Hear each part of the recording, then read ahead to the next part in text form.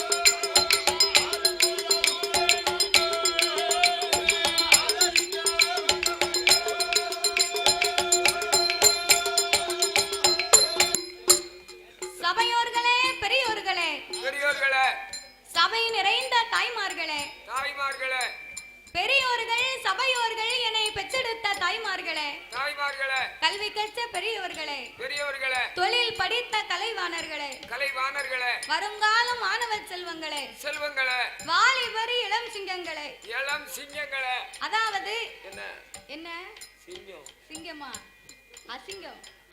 அதாவது வரும்போது காய்ச்சல் ஊசி போட்டு வந்தாரு. சரி, அது கையில வலிக்க தவக்காவல காய்ச்சலுக்கு ஊசி போட்டது கையில வலிக்கும், வலிக்கா. அதுக்கு தான் எடுத்து காட்டுதேன். அதாவது இளஞ்சிங்கம்னு சொன்னீங்களா?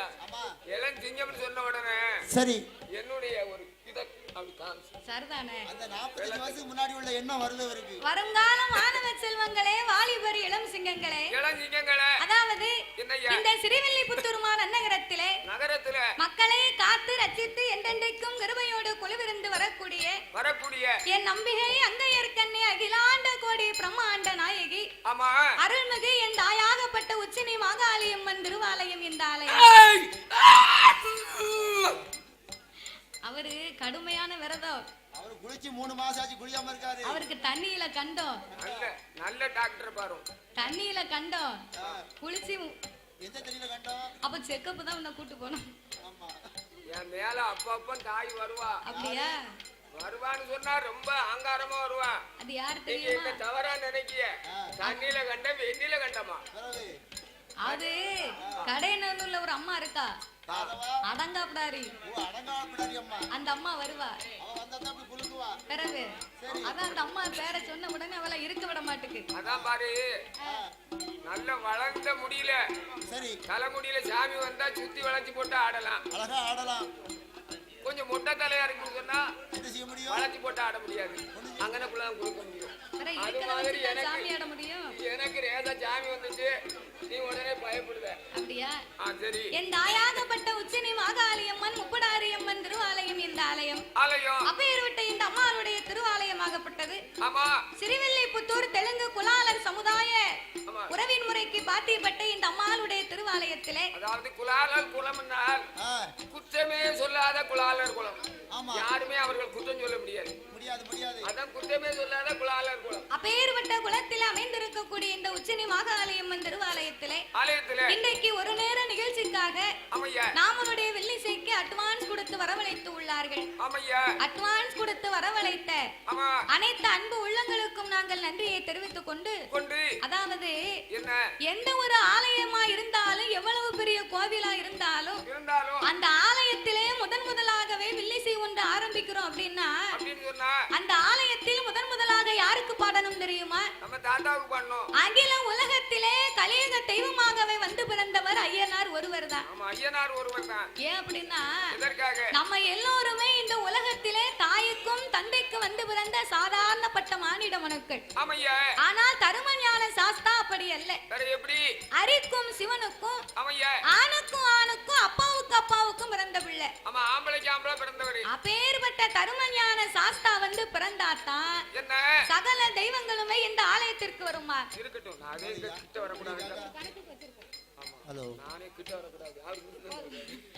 ஆகையினால் சாஸ்தாவின் திரு கதைகளை நான்கே வார்த்தையில் சாஸ்திரத்தில் பிறவி செய்துவிட்டு சாஸ்தா பிறந்தாத்தான் சகல தெய்வங்களுமே இந்த ஆலயத்திற்கு வரும். கண்டிப்பா வரும். அப்படி சாமி மட்டும் பிறக்கலன்னு வைங்க, சிறுவில்லிபுத்தூர் அவுட்ரு வந்துட்டு அப்படியே வீட்டுக்கு போயிரும். அதனால சாஸ்தா வந்து பிறக்கணும்.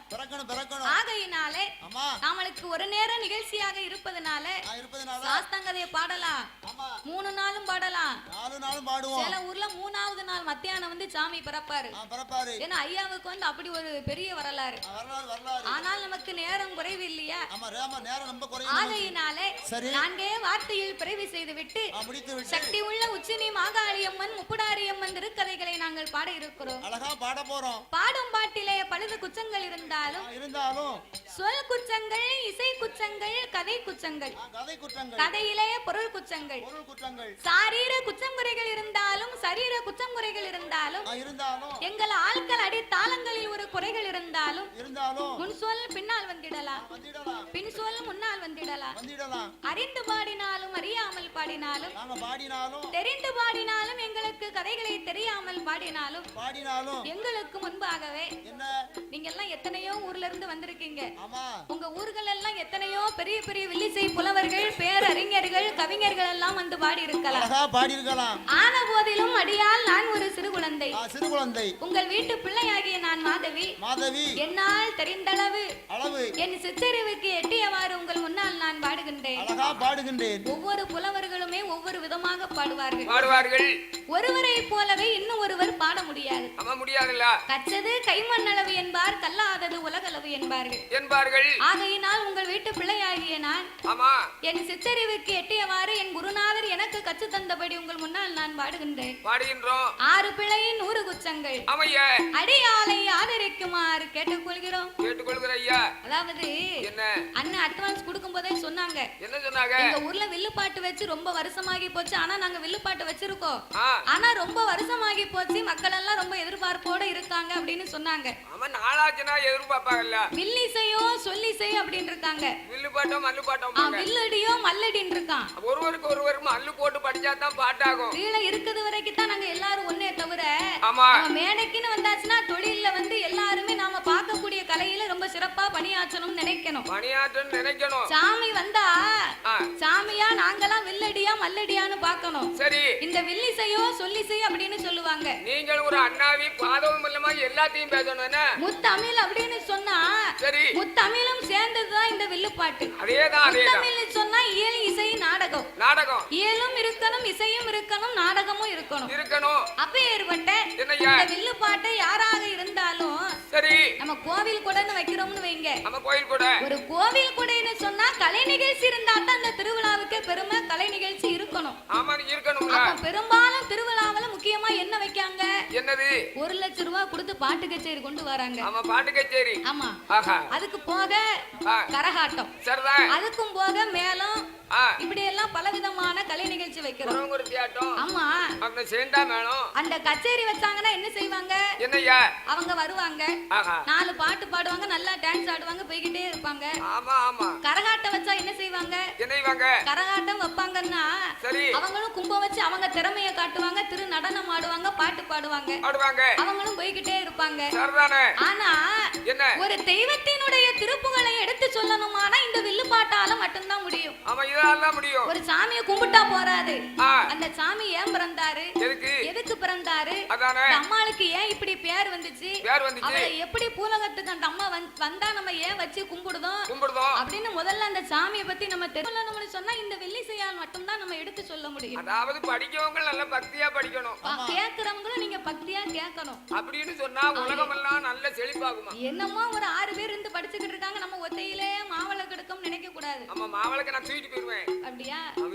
எந்த ஒரு வில்லிசை நிகழ்ச்சியா இருந்தாலும் கலை நிகழ்ச்சியா இருந்தாலும் அதை கவனமா கேட்கணுமா. கவனமா கேட்கணும். கேட்கதான் அதனுடைய இனிமை தெரியும். ஒரு கடையில் போய் டீ வாங்குறோம்னு வைங்க, அந்த டீயை வாங்கணும். சரி, வாங்கின உடனே மடமடன்னு குடிச்சிட கூடாது. நமக்கு வாயில ஊத்துனா பொத்து போகும். அத கொஞ்சம் நல்லா அலசி அப்படியே பார்த்து ருசி பார்த்து சுவைச்சி டீ நல்ல சூப்பரா இருக்கு. காபி அலசணுமா?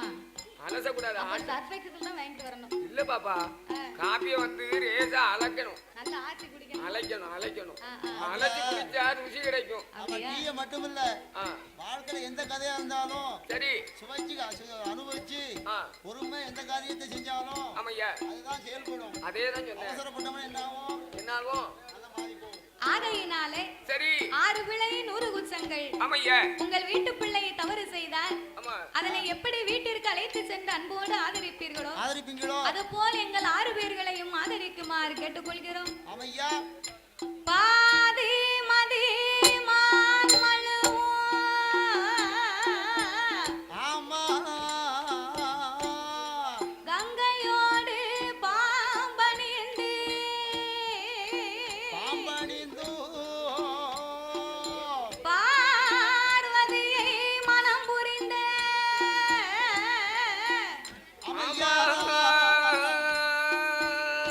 ஆதி சிவன் மோகமது கலிதமாகி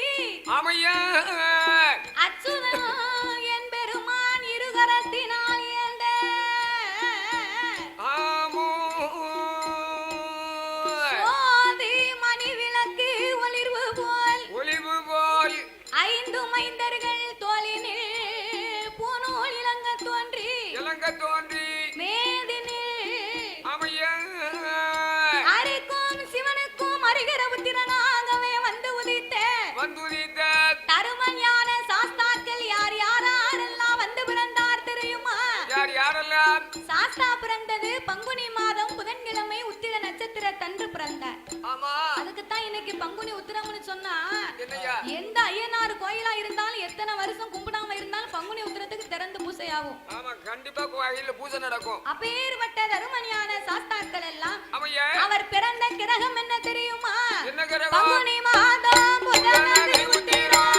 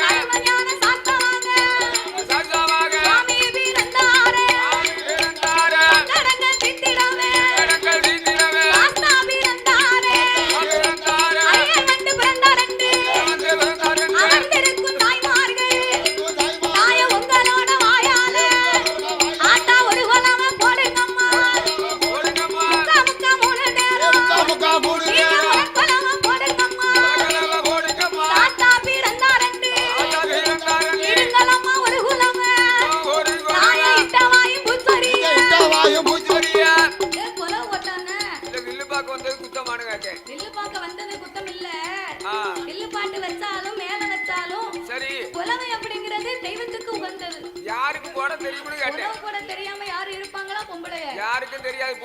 வீட்டுக்காரிக்கு வேணா தெரியாம இருக்கும். சரி, இங்க உள்ள தாய்மார்கள் அத்தனை பேருக்கும் உலகம் போட தெரியும். ஏன்னா நான் வரும்போது பார்க்கத்தான் செஞ்சேன். அப்படியா? இப்போ போடுவாங்க பாரு குலவை, போட்டுக்கிட்டு இருக்காங்க. அவங்க குலம் போட்டாங்கன்னு வைக்கி, உன் காத்தெடுத்து நீ கீழே வைக்கணும். ஹலோ, இதுவும் குலவைதான். போட தெரியல எப்படியோ. போடுங்கம்மா ஒரு குலவை, போடுங்கம்மா ஒரு குலவை.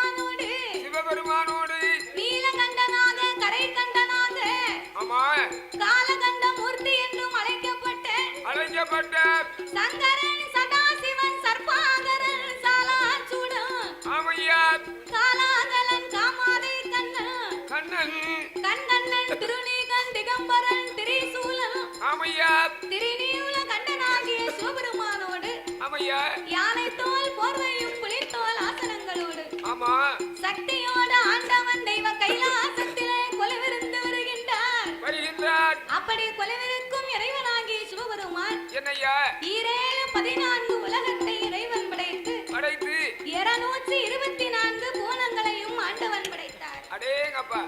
7 சப்தா சாரங்களாகப்பட்ட கடல்களை படைத்து கல்லுக்குள் இருக்கும் தேரையவும் தாயார் கற்பையுக்குள் வாழும் சிசுவையும் முட்டைக்குள் உருவாகும் குஞ்சியும் ஆண்டவன் படைத்து ஓர் அறிவு முதல் 6 அறிவு படைத்த நாமலை போன்ற மானிட மனுக்களை ஆண்டவன் படைத்தார். நாமலை எல்லாம் ஏன் படைத்தார், எதற்கு படைத்தார் தெரியுமா? எதற்காக? உலகத்திலே இருக்கக்கூடிய ஒவ்வொரு தெய்வத்தினுடைய உருவத்தையும் தெரிந்து கொள்வதற்காக, தெய்வத்தின் உருவத்தை தெரிந்து கொள்ள வேண்டும் என்று அந்த சிவபெருமானுடைய வடிவத்திலே இதோ நின்று கொண்டிருக்கிறார்களே, நாமளே பெற்றெடுத்த தந்தையை படைத்தார். சிவன் வடிவத்தில் தந்தையவும், சிவன் சக்தி இருக்காலே இந்த உச்சி மாகாளி முப்படாரி அம்மா, இந்த அம்மாளுடைய வடிவத்திலே இதோ சபை நிறைய அமைதியாக அமர்ந்திருக்கிறார்கள். பெரியார்களே, ஆமா ரொம்ப அமைதி. நாமளே பெற்றெடுத்த தாய்மார்களை ஆண்டவன் படைத்தார். இங்க அமைதியாத்தான் இருப்போம். சரி, தெருவுல தண்ணி போட்டால தெரியும் பைப்புல என்ன சண்டைன்னு. அப்படியா? அதை விட்டு கொடுக்க முடியுமா? அதை விட்டு கொடுக்க முடியுமா? ஆமா, ஏமாந்தாலும் என்ன பண்ணா பக்கத்து வீட்டுக்காரி கூட 2 குடத்தை பிடிச்சிட்டு போயிருவா. வணக்கனாச்சி அவ கொண்ட என் கையில, என் கொண்ட அவ கையில, குடத்தை கொண்டு இவ ஒரு இடி இடி. ஆமா, ஒரு இடி. அப்புறம் அங்கதான் தெரியும் எங்க சவுண்ட் என்னன்னு. இப்ப நான் லேசா நினைக்காத. லேசா நினைக்கலையா? என் வீட்டு கீழே விட்ட, கீழே விட்டு மேல வீட்லயும் சரி தெலுங்குக்காரங்க இருந்தாங்க. அப்போ ஒரு பொம்பளை வளர்ந்தாளு. சரி, ஒரு பொம்பளை கொஞ்சம் கட்டையாளு. எல்லாரும் ஒண்ணு போல இருக்க முடியுமா? அந்த உடனே ஏ தேவடா, யார பார்த்து என்ன காட்டு நீ? என்ன கேட்ட? தெலுங்குல பேசுறாங்க.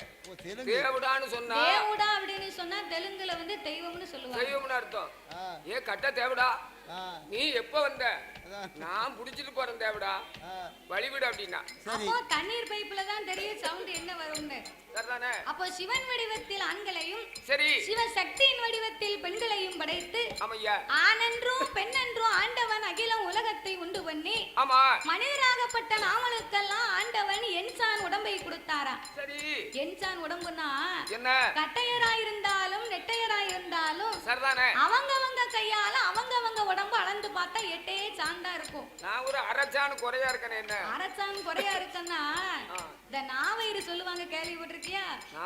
நாவயிறுக்கு சாப்பிட்டா நாய்க்கு தெரியவே செய்யாது வயிறு. தெரியாது, அதனால உன் வயிறு அப்படி இருக்கு. அப்படியா? பிறகு மாய கொடுத்து வாஜிரு வாங்கணுமா? தவளை எதால கட்டுச்சு? வாயால கட்டுச்சு. நான் ஒண்ணு இடக்க ஒண்ணு சொல்லிட்டு பேச்சு கேட்க மாட்டேன். ஆண்டவன் எண்சான் உடம்பை கொடுத்து அதிலே ஒரு சான் வயத்தை கொடுத்து, சரி, ஒரு சான் வயத்துக்கு நம்ம உலகத்துல இந்த பாடுபட்டுக்கிட்டு இருக்கோம். அவன் இந்த பாடுபடுறோம். ஊரு விட்டு ஊரு, ஆமா, நாடு விட்டு நாடு, தேசம் விட்டு தேசம், வெளிநாட்டுக்கெல்லாம் நம்ம வேலைக்கு போய் இந்த 10 ரூபாய் கிடைக்காதா? ஆமா, நம்ம பிள்ளைகளை பாத்துக்கிட முடியாதா? நம்ம வாங்கி வச்ச கடனை அடைக்க முடியாதா?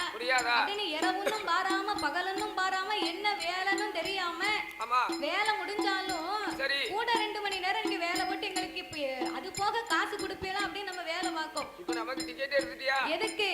இந்த ஒரு சான் வயத்துக்கு. அதான கேட்டேன். அப்ப என்சான் உடம்பை கொடுத்து ஒரு சான் வயத்தையும் படைத்து, அந்த ஒரு சான் வயத்துக்கு தகுந்த உழைப்பையும் கொடுத்து ஆண்டவன் ஊதியத்தையும் கொடுத்து வருகிறார். ஆண்டவன் 4 கால் ஆகப்பட்ட மிருகங்களுக்கெல்லாம் 5 அறிவை கொடுத்து மனிதராகப்பட்ட நாமனுக்கு மட்டும்தான் 6 அறிவை கொடுத்தாரா. 6 அறிவையும் கொடுத்து 9 தத்துவங்களையும் படைத்து 3 ஆசைகளையும் கொடுத்தார். அது என்ன ஆசைனா? 3 ஆசைனா என்ன ஆசை தெரியுமா? சொல்லு. மண் ஆசை, பொன் ஆசை, பெண் ஆசை. அடேங்கப்பா, எங்க தூக்கி எறியுது? மண் ஆசைனா ஒரு ஆளு 1 ஏக்கர் நெல் நமக்கு சும்மா தாராங்கன்னு வைங்க, நம்ம யாராவது வேண்டாம்னு சொல்லுவோமா? யாரு சொல்லுவா? கொண்டாங்க, எத்தனை லட்சம் செலவானாலும் பரவாயில்ல, நான் பட்டா போட்டு என் பேர்ல எழுதிக்கிடுதேன் அப்படின்னு நம்ம அந்த வாங்கி பட்டா எவ்வளவு செலவழிச்சாலும் 2 லட்சம் 3 லட்சம் செலவழிச்சாவது பத்திரம் ஒண்ணு போட்டுருவோம். தோட்டத்துல வரப்பு வெட்டினாங்கன்னு சொன்னா அடுத்தவங்க வரப்பையும் சேர்த்தே வெட்டுவாரு. கொஞ்சம் இடம் கிடைச்சுக்கிடுமா அப்படின்னு தான் அவர் அந்த பக்கம் வெட்டுவாரு, இவர் இந்த பக்கம் வெட்டுவாரு. வரப்பே இருக்காது, சர்வேர் வந்தா தான் அவர் அளந்து காட்டுவாரு. அந்த ஆசை நமக்கு தேவையா? தேவையில்லை, இல்ல. அதான் மண்ண ஆசைன்னு சொல்லுவாங்க. பொண்ணு ஆசைன்னு சொன்னா பெண்ணா பிறந்தவா ஒரு கல்யாண வீடு, சடங்கு வீடு, கோவில் திருவிழா வந்தாச்சுன்னா கழுத்து நிறைய தங்க பொருள் போடணும், காத்துக்கு கம்மல், கைக்கு வளையல், மோதிரம் தான். அப்ப தங்கத்தால நம்ம ஆபரணங்கள் செய்து அணியணும்னு ஆசைப்படுகிறோம். திருவிழா வந்தாச்சுன்னா அம்மா சொல்லுவா, எப்படி எங்க என்னங்க இந்த வாரம் பக்கத்து வீட்டுக்காரி 5 கிராம்ல ஒரு கம்மல் எடுத்து போட்டிருக்கா. சரி, நாளைக்கு திருவிழா, நீர் எனக்கு ஒரு 3 கிராம்லயாவது ஒரு மோதிரம் எடுத்து தரல, நான் இப்பவே உத்தரத்துல கயத்தை போட்டுருவேன், எனக்கு தெரியாது. பக்கத்து வீட்டுல இல்ல, நான் எங்க அப்பா வீட்டுக்கு போயிருவேன்.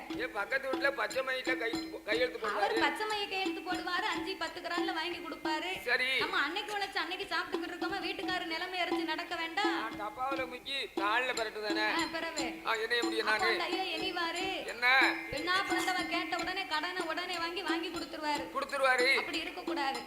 ஆனா அதைத்தான் பொண்ணு ஆசைன்னு சொல்லுவாங்க. ஆமையா, பெண் ஆசைன்னு சொன்னா என்ன? கப்பல்ல பொண்ணு வருதுன்னா எனக்கு ஒண்ணு, எங்க அப்பனுக்கு ஒண்ணுன்னு கேட்பானா, என் தம்பிக்கும் ஒண்ணு. அதான் பொண்ணு ஆசை. சரி, அப்ப இப்பேற்பட்ட 3 ஆசைகளை எல்லாம் நாமளுக்கு கொடுத்து ஆண்டவன் நாமளுக்கு இதற்கு மேல உருவம் வேண்டாம். என்னது வேண்டாம்?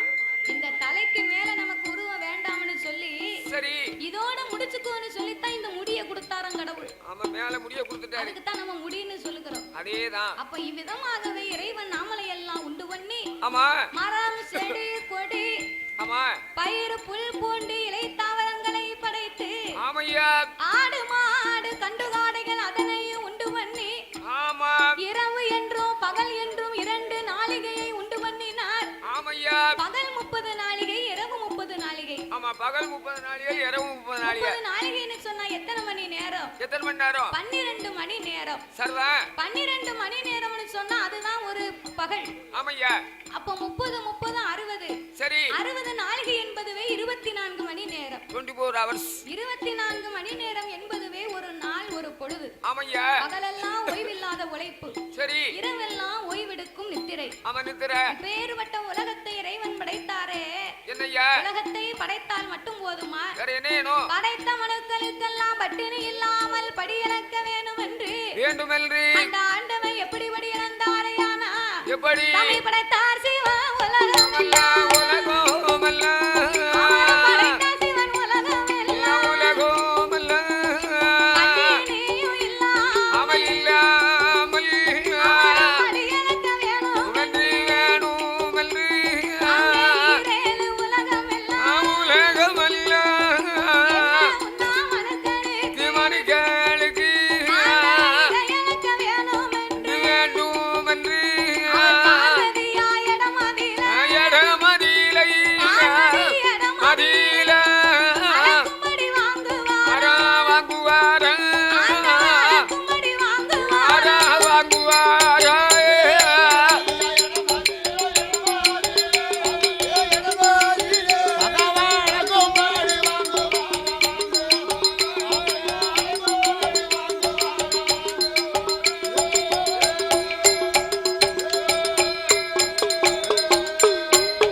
அவர நாளி நல்ல தினை எடுத்து தினையெடுத்து நாளி நல்ல தினை எடுத்து தினையெடுத்து நாடு எங்கும்படி அளந்தார் மடியாளந்தார் முறிய நல்ல தினை எடுத்து தினையெடுத்து உலகமெல்லாம் படி அளந்தார் மடியாளந்தார் அமரக்காதினை எடுத்து தினையெடுத்து மாநிலமும் படி அளந்தார் மடியாளந்தார் ஆளாக்கிதினை எடுத்து தினையெடுத்து தெய்வத்தினை எடுத்து அகிலமெல்லாம் படி அளந்தார் மடியாளந்தார் அகிலமெல்லாம் படி அளந்தார் மடியாளந்தார்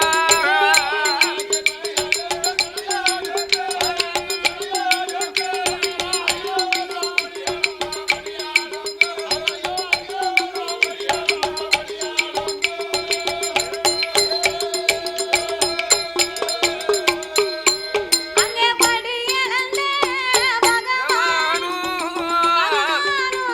அந்த பகவானோ கைலாசம் வாராரே வாராரே வாராரே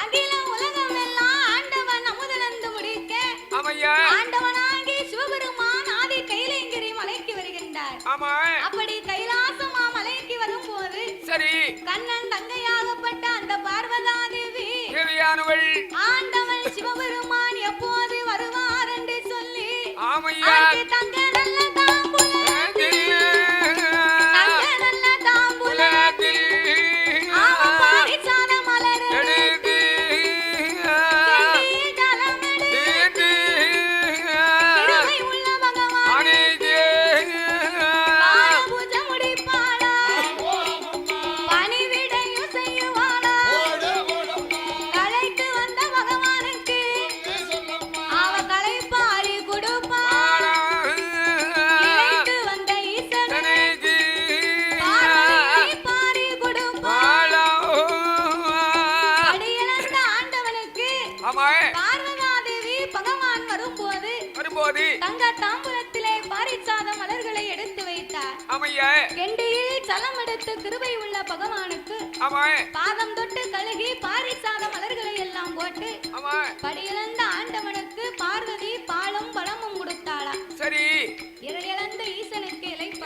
ஆமா கலைத்த பகவானுக்கு கலைப்பாரி இப்படி கடவுளோடு சிவபெருமான் கைலாசத்திலே கொலுவிருந்து வருகின்றார். அதாவது என்ன ஆனா பிறந்த ஆம்பளை அதிகாலை 5 மணிக்கு எழுந்திரித்து சரி அந்த ஐயா தோல்ல ஒரு மம்பட்டியை தூக்கி போட்டு அந்த காலம் காடுகரைக்கு வேலைக்கு போவாங்க.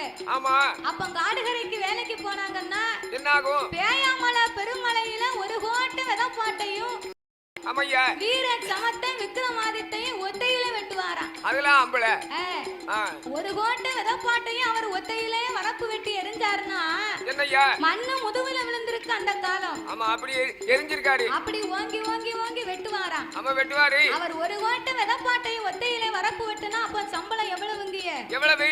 1.25 ரூபா. என்ன ரொம்ப குறைவா இருக்கு? 1.25 ரூபான்னு அந்த காலம் பெரிய சுட்டு தாத்தா. ஆமா பெரிய ரூபா. ஆமா சரி அந்த 1.25 ரூபா சம்பளத்தை வாங்கிட்டு வந்து சரி வீட்டுக்காரி கையில கொடுத்தா பெண்ணா பிறந்தவா என்னைவா புருஷன் வரங்குள்ள ஒரு சோறுகறிய பொங்கி ஒரு முட்டையை கிட்டையை அவிச்சு வெண்ணெய் கிண்ணிய போட்டு அந்த ஐயா வரும்போது என்னய்யா சிரிச்ச முகம் சீதேவியா நின்று அந்த அம்மா எதிர்பார்ப்பாளாம். ஆமா சிரிச்ச முகம் சீதேவின்னு சொன்னா என்னய்யா பல் தெரியாம புன்னகை சிந்தி நிக்கணும். சரி பல் தெரியாம புன்னகை சிந்தி நிக்கணும்னா என்ன அந்த ஐயா வந்த உடனே ஐயா ஏயா என்னங்க இங்க வாங்க வந்தாச்சு. நீங்க வேலைக்கு போயிட்டு வர இவ்வளவு நேரம் ஆயிடுதோ நமக்கு நேரமாச்சு. நீங்க அழுத்து உட்கார வேண்டாம். என்ன நான் வெண்ணி போட்டு வச்சிருக்கேன் போய் குளிங்க. அப்படியா அப்படின்னு அந்த ஐயாவை குளிக்க சொல்லி ஆஹா இந்த அம்மா போய் முதுகு தேய்ச்சி விடணுமா. ஆமா முதுகு தேய்க்கணும். இந்த அம்மா போய் முதுகு தேய்ச்சி விட்டானா எப்படி இருக்கும்? கரண்ட்ல கை வச்சா எரித்தடிச்ச மாதிரி இருக்கும். காட்டுல ஆணை தூக்கி சுமந்த ஆம்பளைக்கு சரி முதுகுல சின்ன பூனை தூக்கி விட்டத மாதிரி இருக்கும். ஆமா பெரிய சின்ன பூனையை விட்ட மாதிரி இருக்கும். அவர் அப்படி வேலை பார்த்தாரு. இந்த அம்மாலும் அப்படி அவருக்கு பணிவிடை செய்த அந்த காலம். அந்த காலத்துல பணிவிடை செஞ்சிருக்காங்க. அதே போலத்தான் இந்த பார்வதா தேவியும் பகவானும் பார்வதியும் இப்பவும் கலைப்பாரி இளைப்பாரி கைலாசத்திலே கொலுவிருந்து வருகின்றார்கள். ஆமையா அப்படி இருவேர்களும் இருக்கக்கூடிய தருணத்திலே என்னய்யா பார்வதா தேவி சிவபெருமானை அழைத்தாள். ஆண்டவா பரம்பொருளே என்னய்யா என்னைக்குமே நீங்க உலகமெல்லாம் படியிலக்க போறீங்க. சரி பார்வதி நானும் உங்களுக்கு பணிவிடை செய்து கொண்டிருக்கிறேன். ஆமா நீங்க உலகமெல்லாம் படியிலக்க போகும்போது இந்த உலகத்தில் உள்ள மக்கள் எல்லாம் யாரை வணங்கி வருகின்றார்கள்? என்னத்தான் வணங்குகிறார்? அம்மா பார்வதி அம்மா உலகத்து மக்கள் எல்லாம் உடையவனாகப்பட்ட என்னைத்தான் வணங்கி வருகிறார்கள். அப்படி இருக்க என் மீது உனக்கு என்னடி சந்தேகம்? என்ன சந்தேகம்மா? ஆண்டவா ஐயா அப்ப உலகத்துக்கே கடவுளாக இருக்கக்கூடிய தாங்கள் எனக்கு தெரியாமல் யாரோ 2 பேர்களை நீர் வணங்கி வருகின்றீர். யாரையோ வணங்கி வாரீர்களா? அவங்க 2 பேரும் யாரு சொல்லுங்க ஐயா. ஏன் அவர்களை நீங்க வணங்க வேண்டும்? எதற்காக? பார்வதி அம்மா 10 பொருளுக்கு அர்த்தமா இருந்து பகவான் நான் பாதுகாத்து வந்தாலும் உலகமெல்லாம் இரவும் பகலும் ஒளி கொடுக்கணும்னு சொன்னா யாரால முடியும்? உலகத்து மக்களுக்கெல்லாம் ஒளி கொடுக்கணும்னு சொன்னா காலையில் தோன்றும் கதிரவன் மாலையில் தோன்றும் சந்திரன். சந்திரனும் சூரியனும் இல்லையானா சகல உலகத்துக்கு ஒளி கிடைக்குமா? சந்திரனும் சூரியனும் இல்லையானா சகல உலகத்துக்கு எப்படி ஒளி கிடைக்கும்? காலையில சூரியன் உதிச்சாதான் சரி சூரியன் உதிச்ச உடனே விடிய காலம் வந்தாச்சு நம்ம வேலைக்கு போகணும் 10 ரூபாய் சம்பாத்தியம் பண்ணணும் அப்படின்னு சொல்லி நம்ம காலையில எழுந்திருக்கிறோம். சூரியன் உதிச்சாதான் நம்ம எந்திப்போம். அதுவும் சில பேர்கள் 10 மணி ஆனா எந்திக்க மாட்டாங்க. சில பேர் 10 மணி ஆனா எந்திக்க மாட்டாங்கன்னா அவங்க இரவு வேலை பாக்குறவங்க. ஆமா நைட் வேலை பாக்குறவங்க. அவங்க எல்லாம் நைட் டியூட்டி பாக்குறவங்க. இரவு அதனால கொஞ்சம் லேட்டா எந்திப்பாங்க. அதனால கொஞ்சம் லேட்டா தான் எந்திப்பாங்க. அதனால காலையில சூரியன் உதிச்சாதான் காலையில எழுந்திருச்சு சரி போகக்கூடிய வேலைக்கு போகணும்னு நினைப்போம். ஆமையா அப்போ அதே போல இரவு நேரம் வந்தாதான் சந்திரன் உதித்தாதான் சாயங்காலம் வந்தாச்சு நம்ம வீட்டுக்கு போகணும் ஓய்வெடுக்கணும் சாப்பிடணும் நம்ம நினைக்கிறோம். அப்போ சந்திரனும் சூரியனும் இல்லையானா இந்த உலகத்துக்கு ஒளி கிடைக்காது பார்வதி. ஆகையினால் என் வலது கண்ணை சூரியனாகவும் என் இடது கண்ணை சந்திரனாகவும் ஆண்டவன் நான் வணங்கி வருகின்றேன் என்று ஆண்டவன் சிவபெருமான் சொன்னபோது இறைவன் மீது சந்தேகப்பட்ட அந்த பார்வதா தேவி என்ன செய்தாள்? அது எப்படி ஆண்டவனுடைய 2 கண்களும் சந்திரன் சூரியனா இருக்க முடியும்? ஆண்டவன் கிட்ட எடப்பாக நம்ம வரம் வாங்கியிருக்கோம். சிவன் உடம்புல பார்வதிக்கு சரிபாதி சக்தி உடம்புல சிவனுக்கு சரிபாதி பங்கு உண்டு. அப்போ எடப்பாக வரம் வாங்கிய நான் தானே சந்திரனா இருக்க முடியும். இன்றைக்கு இதனையே நாமல் பரிசோதித்தாக வேண்டும் என்று ஆதிசக்தி பார்வதியா அரவருக்கு தெரியாமல்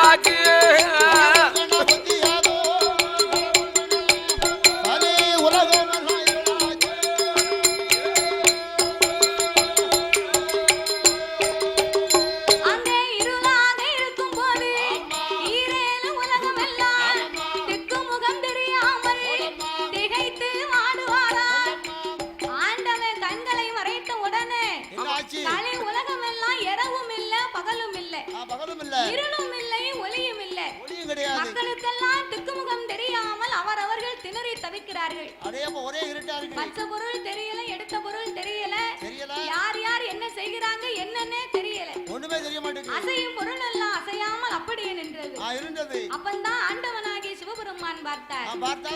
என்ன பொம்பளை இவா பார்வதி, அதானே இவ்வளவு விவரமா அவளுக்கு எடுத்து சொல்லி இருக்கமே, கொஞ்சம் கூட நம்ம மேல இவன் நம்பிக்கையே இல்லாம கடவுளுடைய கண்களை மறைத்து கலி உலகத்து மக்களுக்கெல்லாம் இருளை உண்டாக்கி விட்டாளே. இருட்டா போச்சு. இருட்டா இருந்தா நம்மளால எந்த வேலையும் பார்க்க முடியுமா? மாப்பிள்ளை ஜாயிண்ட்கார மாப்பிள்ளை சொல்லுங்க ஐயா. இருட்டுக்குள்ள என்ன செய்ய முடியும்? நம்ம இருட்டுக்குள்ள என்ன செய்ய முடியும்? எந்த வேலையுமே பார்க்க முடியாது. ஆனா ஒரே ஒரு வேலை மட்டும் இருட்டுக்குள்ள செய்யலாம். அது என்ன வேலை? நல்லா தூங்கலாம். நல்லா தூங்கலாமா? நல்லா தூங்கணும்னாலும் என்ன அதுக்கும் காத்தாடி வேணும்யா. ஃபேன் வேணும். காத்தாடி இருந்தா தான் இப்ப உறக்கமே வரும் பாத்துக்கோ. நல்ல தூக்கம் வரும். சில பேருக்கு இப்ப ஏசி இல்லனாலே உறக்கம் வர மாட்டேங்குது. வேற வசதி இருந்தா ஏசிலே பழகுனா ஏசி இல்லாம உறக்கம் வருமா? உலகம் பூரா இருட்டா இருந்துச்சுன்னா நான் வேட்டியே கட்ட மாட்டேன். சோப்பு என்ன வரையா வைக்கி? டவுசர் கட்டி உன்னை பார்க்க முடியாது, வேட்டி கட்டி உன்னை பார்க்க முடியாது. ஆமா, கண்ட இடத்துல உட்கார்ந்தோம்னா வேட்டி அழுக்கா போயிடுது. வீட்டுக்காரி கேளாத கேள்வி கேட்க. வீட்டுக்காரி என்ன நாயை கட்ட மாதிரி கேட்க. இருட்டா இருந்துச்சுன்னா வேட்டி கட்ட வேண்டாம்ல? வேண்டாம்ல. டவுசர் போட்டுக்கிடுவேன். சரிதானே? ஆமா, டவுசர் போட்டுட்டா பரவாயில்லை. அது இல்லாம இருந்தது இல்ல. அப்ப உலகத்து மக்கள் எல்லாம் இருட்டா இருந்தா சரி, நம்ம வீட்ல காலையில பெண்ணா பிறந்தவ எந்திரிச்சு ஆமாய்யா இட்லியை சுட்டு தோசையை அவிச்சு. அது எந்த ஊர்ல? எங்க ஊர்ல அப்படித்தான் சாப்பிடுவோம். இட்லியை சுட்டு தோசையை அவிச்சு நல்லா இருக்கும், நல்லா டேஸ்டா இருக்கும், ரொம்ப லட்சணமா இருக்கும். நீ எல்லாம் உன் வீட்டுக்காரருக்கு செஞ்சு கொடுத்தனா 2 நாள் அந்த அம்மா வீங்கிருவா, புஷ்ஷுன்னு வந்துருவாளோ? புஷ்ஷுன்னு வந்துருவா. இட்லியை வந்து சுடணுமா தோசையா அவிக்கணுமா? எந்த ஊர்ல ஐயா உண்டு? எங்க ஊர்ல நாங்க அப்படித்தான் சாப்பிடுவோம். அப்படியா? இட்லி சூடா இருந்தா தான் சாப்பிட முடியும். அதான் இட்லியை சுட்டு அப்படின்னு சொல்றோம். சூடு இல்லனா இட்லி சாப்பிட முடியாதுல அண்ணாச்சி? சாப்பிட முடியாதுல. சாப்பிட முடியாது. ஆமா அண்ணாச்சி. பரவே. ஆமா அண்ணாச்சி. அப்ப இட்லியை சுட்டு சரி தோசையை அவிச்சு சரி அந்த அம்மா தேங்காவை சில்லு போட்டு அப்பந்தான் மிக்ஸில எடுத்து போட்டு அப்பம்லாம் இருந்துச்சு அம்மி. இப்ப எந்த வீட்ல அம்மி இருக்கு? வீட்டுக்கு வீடு மம்மி தான் இருக்காங்க. மம்மி தான் இருக்காங்க, அம்மியை காணோம். இப்ப அம்மியை தூக்கி வீட்டுக்கு பின்னால போட்டு துணி துவைக்க வச்சிருக்காவோ. ஆமா, ஆத்து ஓரமும் கொண்டு போய் தள்ளி அழுக்கு போகுமா? ஆத்துகள்லயும் கொண்டு போய் போட்டுருக்காங்க. ஆத்துலயும் போட்டா சங்க அவ இடம். ஆமா ஆமா, கொண்டு துணியை வச்சாங்க அது அவளுக்கு சொந்தம். ஆமா சொந்தம். ஆமா சரி, அதனால அப்பமெல்லாம் அம்மி இருந்துச்சு, மையா அரைச்சு தாளிச்சு அது ஒரு டேஸ்டா இருக்கும். ஆமையா. இப்பமெல்லாம் மிக்ஸி இருக்கு. சரி, மிக்ஸில தேங்காவை சில்லு போட்டு அம்மா சுவிட்ச வச்சு சரி அப்பதான் கரண்ட்ல கொண்டு கைய வைப்பா. கரண்ட்ல கைய வச்சா அம்மா கரண்ட் அடிச்சிருமே. சுவிட்ச போடுவாயா? அப்படி விவரமா சொல்லு. அவ சுவிட்ச போடுறதுக்கு முன்னால சரி கையத்தான் வைப்பா, படக்குன்னு கரண்ட் போயிடும். ஐயோ, அந்த அம்மாவுக்கு வரும்பாரு கோவம். வெளியில போவான் கரண்ட். ஐயோ, இப்ப பாட்டு உருவிட்டானே, கரண்ட் உருவிட்டானே. எப்ப சாப்பாடாக்கி என் பிள்ளைகளை அனுப்பி வைக்க? அவரு எந்த லைன்ல தொங்கிக்கிட்டு இருக்காரு? அவரு எந்த போல்ல கடந்து தொங்கிக்கிட்டு இருக்காரோ? ஆமா, அம்மா வீட்டுல உட்கார்ந்து அப்படி ஏசிக்கிட்டு இருப்பா. அதானே கேட்கேன். அப்ப கரண்ட் இல்லைன்னா நம்மளால கொஞ்ச நேரம் கூட இருக்க முடியாது இப்ப உள்ள உலகத்துல. ஆமா, உலகத்துல உலகமே இருளா இருந்தா என்ன செய்ய முடியும்? ஒண்ணும் செய்ய முடியாது. அப்பதான் ஆண்டவன் சிவபெருமான் பார்த்தார். என்ன செய்கிறார்? பார்வதி நம்ம மகிமை என்னன்னு தெரியாம நம்ம 2 கண்ணையும் பொத்திட்டாளே. பேர்பட்ட பார்வதிக்கு இன்னைக்கு நம்ம யாருன்னு காட்டணும். நமக்கு இருக்கக்கூடிய 2 கண்கள் மட்டும் தானே இவளுக்கு தெரியும். அதானே. சிவபெருமானுக்கு 3வது கண் ஞானக்கண் நெற்றிக்கண் ஒண்ணு உண்டு. ஆமா உண்டு. அந்த நெற்றிக்கண் மகிமையை திறந்து காட்ட வேண்டும் என்று அந்த இறைவனாகிய சிவபெருமான் என்ன செய்கிறார்? அவர் என்ன செய்கிறார் தெரியுமா? எப்படி ஐயா? நெற்றிக்கண்ணை திறப்பார். நெற்றிக்கண்ணை திறப்பார். நீலவனை கொடுப்பார். நெற்றிக்கண்ணை திறப்பார். நெற்றிக்கண்ணை திறப்பார். உலகில் ஒளி கொடுப்பார்.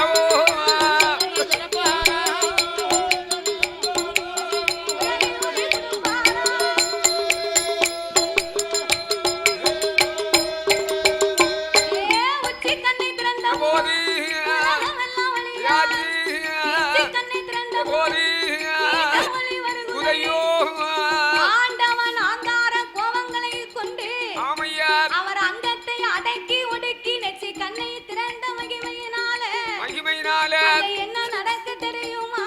என்னையா? சாமி நெற்றி கண்ணை திறப்பார். அவர் நீண்ட ஒளி கொடுப்பார். அவர் நெற்றி கண்ணை திறந்த போது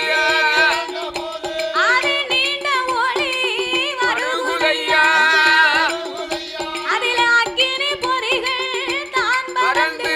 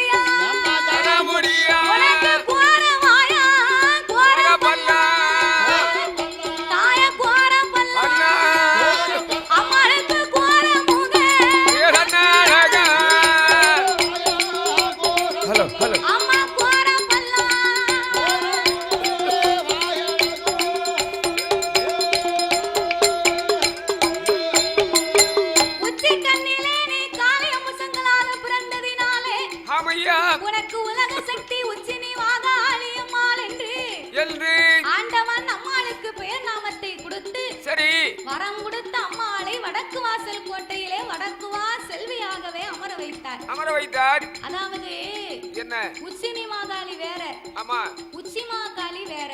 அப்படியா? உச்சி கண்ணில் பிறந்தவா உச்சினி மாகாளி அம்மா. ஆமையா. அப்பேர்வட்ட உச்சினி மாகாளி அம்மாளை வடக்கு வாசல் கோட்டையிலே அமர வைக்க அந்த ஆண்டவன் ஆங்காரம் கொண்டு கண்ணை திறந்தார் பாருங்க. ஆமையா. அந்த அக்கினியுடைய வெக்கையை தாங்க முடியாம ஏற்கனவே சிவபெருமானுக்கு அக்கினினா சுத்தமா பிடிக்காது. ஆமா பிடிக்காது. அவருக்கு தோட்டம் தூர. ஆமா தோட்டம் தூர. அப்ப அக்கினியுடைய வெக்கையை தாங்க முடியாம சரி ஆண்டவனுக்கு அங்கமெல்லாம் வேர்த்து ஆவி தணலாகி ஆமையா சிவபெருமான் வேர்த்து விறுவிறுத்து நிக்கிறார். ஆஹா.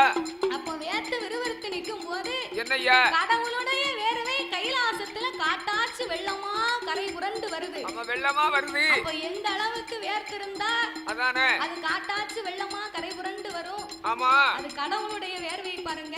ஆமையா. அப்ப காட்டாச்சு வெள்ளமா நம்ம வேர்வை எல்லாம் கைலாசத்துல பெருகி வருது. வந்து இந்த வெள்ளம் உலகத்துக்கு போனா உலக மக்கள் எல்லாம் அழிந்து போவார்களே. ஆமையா. அப்படின்னு அன்னைக்கு நம்மளை எல்லாம் காப்பாத்தணும்னு சொல்லி சரி ஆண்டவன் 1008 சடாமுடியிலே ஓர் முடியை உழைத்து அதை அங்கமெல்லாம் துவட்டி ஆமையா அந்த சிவபெருமானுடைய திரு சடையை ஒரு கரையாக வளைத்தார்.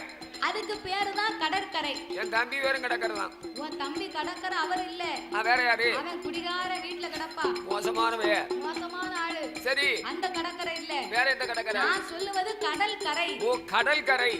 அப்படி சொல்லுங்க. அந்த சிவபெருமானுடைய திருச்சடையை வளைத்து கடற்கரையாக்கி சரி அந்த பகவானுடைய வேர்வையில் அத்தனையும் 10 கடலாகவே மாற்றினார். இன்னைக்கு கடலை பாருங்க. கடல் தண்ணி உப்பாத்தான் இருக்கும். உப்பு கச்சி இருக்கும். அது சிவபெருமானுடைய வேர்வை. அந்த வேர்வை. ஆஹா. அப்போ பகவானுடைய வேர்வை துளிகளை எல்லாம் 10 கடலாகவே மாற்றி 10 கடலுக்கும் ஆண்டவன் பக்குவமாகவே பெயர் நாமத்தை கொடுத்தார். எப்படி கொடுத்தார்? அது எப்பேர்வட்ட கடல் தெரியுமா? எப்படி ஐயா? சாமி உங்க சம்பாதேவு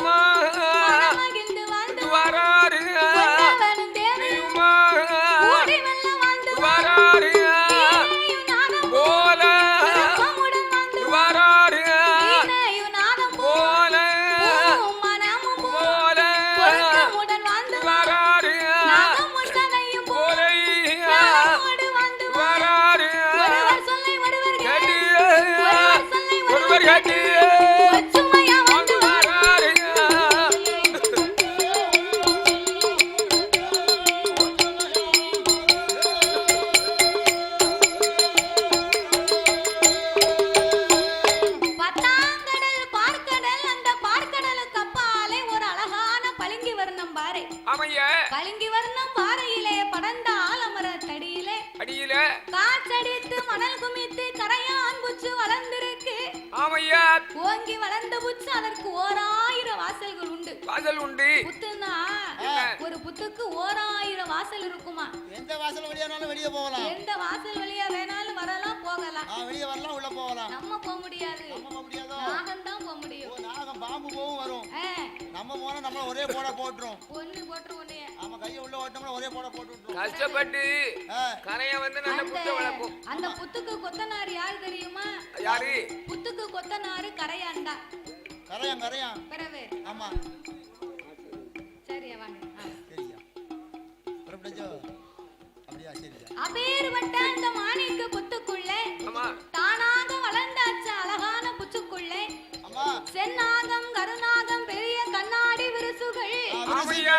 எல்லா நாகத்துக்குமே ராஜா ராணி யாரு தெரியுமா? யாரு யாரு? அவங்கதான் நாகராஜனும் நாகக்கண்ணியும். சரி. நாகராஜன் நாகக்கண்ணின்னு சொன்னா என்னய்யா? நம்ம பூலோகத்துல பாக்குறோம் பாருங்க அந்த மாதிரி நாகம் கிடையாது. எப்படி? நம்ம பூலோகத்துல பார்ப்பது பாம்பு. பாம்பு. பாம்புனா சிறியது. ஆமையா. நாகம்னு சொன்னா பெரியது. அவன் ரொம்ப பெருசு. ஆனா நாகராஜனும் நாகக்கண்ணியும் ஆமையா தலை மட்டும்தான் அவங்களுக்கு மனித தலை. ஆமா. கண்டத்துக்கு கீழே அவங்களுக்கு உடம்பெல்லாம் ஒரே பாம்பின் வடிவம். வடிவமா? அப்போ மனித சுரூபத்தோடும் நாகத்தின் உடலோடு இப்படி தெய்வ அம்சங்களாகவே இரு பேர்களுமே வாழ்ந்து வருகிறார்கள். அப்ப வயத்தால போவோம். வயத்தால போனா 2 மாத்திரை வாங்கி போடு. அந்த வயத்தாலே சொல்லல. பாம்பு வந்து உனக்கு மாத்திரை வாங்கி போட்டு சரியா வரலன்னு வைகி. சரி. 2 தார் உருண்டை வாங்கி தரேன். அப்ப தார் வெளியாகணும்னா தார் உருண்டைய வாயில போட்டு முழுங்கிரு. சரி. முழுங்கியாச்சுன்னா அப்புறம் வெளியே போகாம ஷட்டரை போட்டு அடைச்சிடும். ஷட்டுன்னு அடைச்சிரும். சரி. மறுபடியும் உனக்கு சங்கடமா இருந்துச்சுன்னு வைகி. தீய மூட்டி ஒண்ணு அடுப்புல தூக்கி வச்சு வடிவல் தூக்கி வச்சு. நல்ல யோசனை. வேற தார் அப்படியே எடவீரும். எவனும் போட்டும்னு நினைக்க. நீ தானே சொன்ன வயத்தால போகுதுன்னு. இல்ல தார் வெளியாகணும்னு கேட்டா அதுக்கு ஒரு நல்ல ஒரு பக்குவம் மாத்திரையை சொல்லுவியா? ஸ்டவ்ல தூக்கி வச்சா நான் தாங்குவேனா தாத்தா? சர்பத்துக்கு பரவாயில்லாமோ? சர்பத்துக்கு வந்து கால் கிடையாது. சரி. அது பிறந்த நாள்ல இருந்து வயித்தால தான் ஊந்து போகும். நாகத்துக்கு கை கால் இல்ல பாருங்க. ஆமா. அதனால வயத்தால ஊர்ந்து போகும். அதத்தான் சொன்னேன். நீ அப்படி விவரமா சொல்லு. நான் வயத்தால போச்சுன்னு சொன்னேன். சரிதானே? நீங்க வித்தியாசமா நினைச்சுக்கிட்டீங்க. அப்ப நாகராஜனும் நாகக்கண்ணியும் சரி இப்படி ஒரு தெய்வ அம்சங்களாகவே வாழ்ந்து வருகிறார்கள். ஆமா. வாழ்ந்து வரக்கூடிய இரு பேர்களுக்கும் என்னய்யா என்ன செல்வாக்கோடு வாழ்ந்து வருகிறார்கள் தெரியுமா? எப்படி? மண்ணு